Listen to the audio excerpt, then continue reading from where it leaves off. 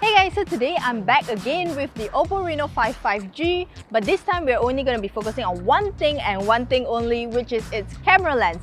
So if you've watched our previous video, you already know that OPPO added a bunch of additional video features to the Reno5 5G, but we're going to be checking out all of its 5 lenses and see what each of them has to offer, so let's do this.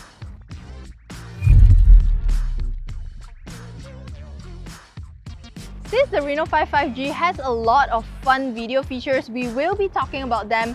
But before that, here are the camera specs of the Reno5 5G.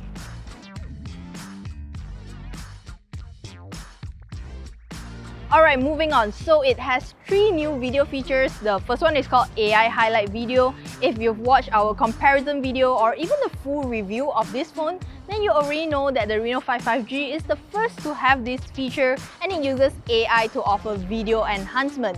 In fact, there's actually 2 modes to this. One is called Live HDR for daytime and another is called the Ultra Night Video for nighttime. Interestingly, I found the AI highlight to work better during the day when using the front camera, but better during the night when using the rear camera. With Live HDR mode turned on, my face is no longer overexposed and the overexposed areas in the background is also reduced. If we use the rear cameras, we get slightly brighter footages, but what's more noticeable are the warmer tones. During the night, Ultra Night Video retains details in dark areas and really brightens up your surroundings when there's low lighting. Live HDR is great when you're trying to shoot indoor or backlit scenes such as cafe with a good amount of sunlight, or even during sunset and sunrise, while Ultra Night Video is good for indoor scenarios, especially during the MCO period like a family gathering, birthday celebration, city nightscapes, or karaoke nights. The Reno5 5G also has a dual view video mode, and it's basically a fun way to shoot your videos, especially if you're trying to feature a product or another friend. For example, you can use the dual view video to record a duet with your best friend, create fun videos with your head on top and your pet's body below, or even when you're traveling alone. It comes in 3 layouts so you can take your pick, but I've said this before, the front lens tends to overexpose the subject. It would have been better if OPPO's AI highlight video is combined with this mode. If you're an OPPO fan from way before, then you already know that the Ultra Steady Video is one of the exclusive features on the OPPO Reno series. This time, the OPPO Reno5 5G is equipped with an upgraded Ultra Steady 3.0.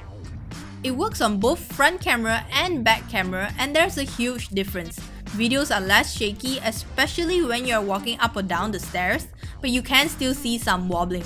The good thing is we get ultra stabilization on the ultra wide lens too, but it loses some details as compared to its main lens. However, if you want to capture romantic moments of you and your partner walking together, the Reno5 5G is a great device to capture these moments without needing extra professional stabilizers. Now here's my favorite video feature, Portrait Beautification Video. I think OPPO did very well with this video mode because the front camera can detect up to 196 key facial feature points. I ended up with really good makeup filters and face enhancement that will help when my skin is having a bad day. Sadly, the rear camera's portrait beautification isn't as powerful. I only get to adjust the intensity of the effect with a single slider and it just doesn't offer as much. I also tested out the bokeh video and we can see that the effect is a bit inconsistent around the edges, especially if you move around a lot. It's still a good feature, but I think it can be better. Photos-wise, the Reno5 5G gives you saturated colors with great details. However, you can also tone things down if you prefer more natural colors. Just turn off HDR and AI scene enhancement. I expected no less from a 64-megapixel camera. Photos are sharp, and even when you zoom in, subjects are clear and details are preserved well. On the ultra-wide lens, distortion is minimal, but that could be due to its narrower field of view as compared to its competitors. The zoom also supports up to 5x zoom only, and we see a great loss of details, a shift in color, and more noise. Let's not forget about the macro lens. The Reno5 5G can shoot macro photos, but you really have to gauge your distance or it'll appear blurry. Also, colors are not as accurate when compared to its other lenses. For a mid-range device, the Reno5 5G does pretty well in night shots. You need to turn on night mode and you'll see a difference. We get more details, images are brighter and sharper with less noise. Moving on to selfies. With good lighting and OPPO's beauty enhancement, there's no need to worry about getting bad selfies. It will, however, overexpose your background if you are at somewhere really bright, but your face will still remain flawless, so no worries. Bokeh effect on selfies are natural and you still get some stray hairs cropped out, but that's pretty usual for most bokeh lens on smartphones. Once it's dark though, you lose clarity and picture quality drops quite a bit. At 1,899 ringgit, the Reno5 5G has a lot of fun video features to explore in its cameras, but there's also a number of shortcomings that can be improved on.